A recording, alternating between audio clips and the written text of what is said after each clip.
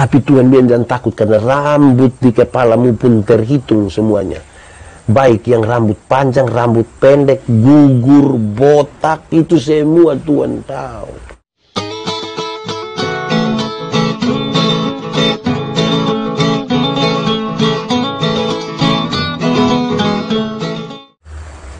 Saudara-saudara, hidup ini yang paling penting itu adalah mati masuk surga.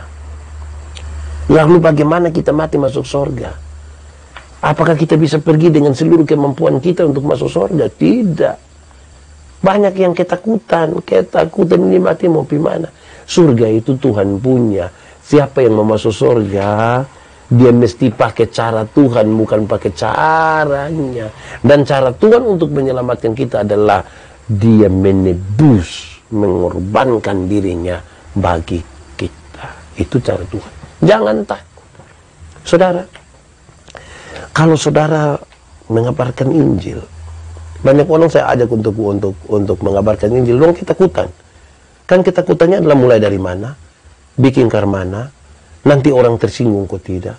Ini mulai dengan ketakutan. Akhirnya karena takut bayang kita tidak mulai. Saudara, untuk mengatakan sesuatu itu penting. Saya ingin sampaikan kembali. Saya ingat saya melayani dan mengabarkan Injil di banyak tempat kepada banyak orang. Satu saat, saya mau cerita dua saja. Mungkin saudara sudah ingat, tapi biar saya ulang. Satu saat saya pulang pelayanan dari Atambua. Saya naik bis malam. Tahu sendiri bis malam itu lari ngeri. Saya duduk dengan satu laki-laki. Karena ini bis lari terlalu kencang. Kami semua tidak bisa tidur. Sampai saya coba korek dia. Saya bilang begini, kakak, yo, kira-kira ini bis ini kalau tak balik, kok kita mati, kakak yakin masuk surga kok tidak? Lu sembarang saja. Saya tahu bahwa dia bermasalah di situ. Saya bilang dia, kakak, saya dulu takut. Kira-kira mati masuk surga kok tidak? Tapi setelah saya tahu bahwa Yesus itu lahir untuk saya, mati untuk saya, bangkit untuk saya, naik ke surga untuk saya, sekarang saya yakin mati kapanpun, dimanapun, dengan cara apapun, saya yakin pasti masuk surga. Ada amin kok? Itu. Terus dia bilang, kok kakak bisa yakin begitu? Iya. Kok masa kita manusia berdosa begini mau pergi surga? Untung baik Tuhan mau datang jemput kita. Dan itu yang luar biasa. Akhirnya dia minta saya berdoa kasih dia di atas bis. Yang kedua, satu saat ketika saya masih ada di Keneno. Keneno itu kira-kira 15 km dari Winlasi. Saudara tidak usah cari di Google. Tidak ada. Dulu waktu saya di sana itu memang susah. Itu kalau musim hujan itu anjing sata tanam. Kalau anjing sata tanam, apalagi motor mitik tidak pakai. Saya ada di situ kira-kira 3 tahun. Satu saat dalam perjalanan pulang ke Soe, kira-kira jam 6:30 malam, saya dengan motor, ternyata di bundaran di Winlasi ada satu nona mau ke Soe. Dia punya motor juga, tapi kan itu daerah perbatasan, dia mungkin sedikit takut, apalagi dia perempuan.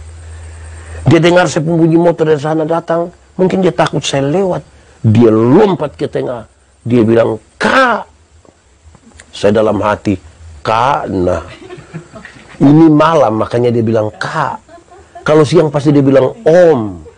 Tapi sudahlah manfaatkan malam itu. Ketika dia bilang Kak, saya bilang iya dek. Biar sedikit berimbang toh.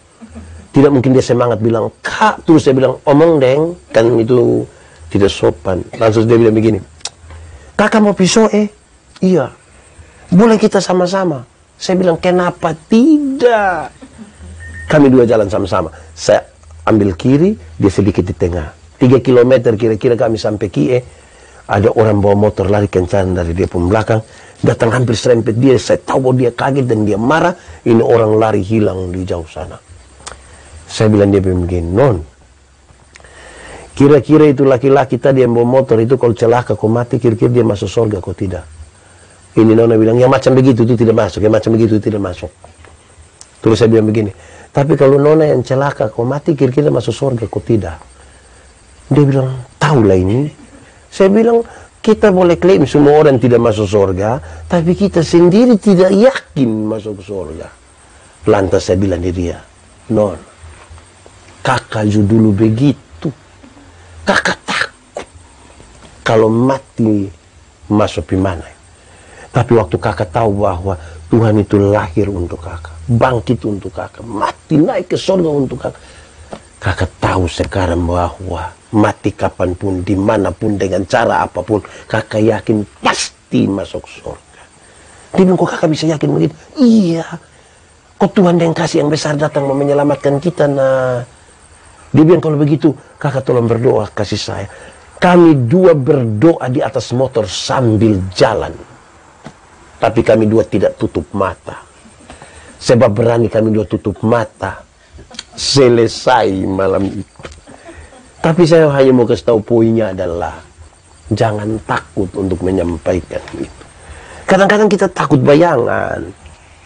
Kadang-kadang kita tidak berani itu karena kita takut untuk, aduh beginilah, beginilah. Dan itu susah.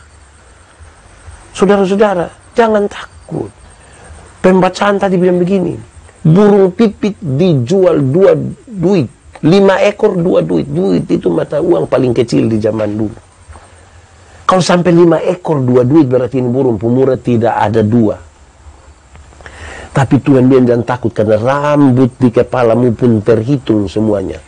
Baik yang rambut panjang, rambut pendek, gugur, botak, itu semua Tuhan tahu. Jadi jangan takut. Tuhan tahu kita siapa, bahkan sampai ke kedalaman jiwa kita. Tuhan tahu. Jangan takut. Waktu Tuhan bilang jangan takut, waktu Tuhan bilang jangan takut, bukan berarti dia bilang kita akan hilang dari rasa takut. Bukan itu. Bukan sebuah keadaan tanpa rasa takut. Tapi pesan yang paling utama Tuhan mau kasih tahu bilang begini.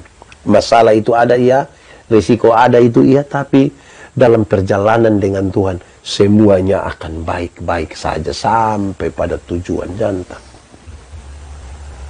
Saya suka pakai contoh, ini ibarat kalau kita pergi dulu Ramayana Lipo pertama kali baru dibuka, kok ada itu tangga yang jalan, itu nama apa lain? Eskalator itu.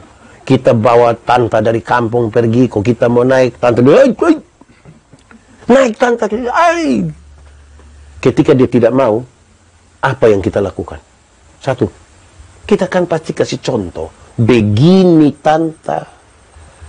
Kalau ternyata dia masih takut juga, yang kita lakukan adalah pegang di tangan, tarik kas naik, jangan takut. Itu yang Tuhan maksudkan. Tuhan suka contoh banyak. Tuhan mendampingi, menyertai kita, jangan takut.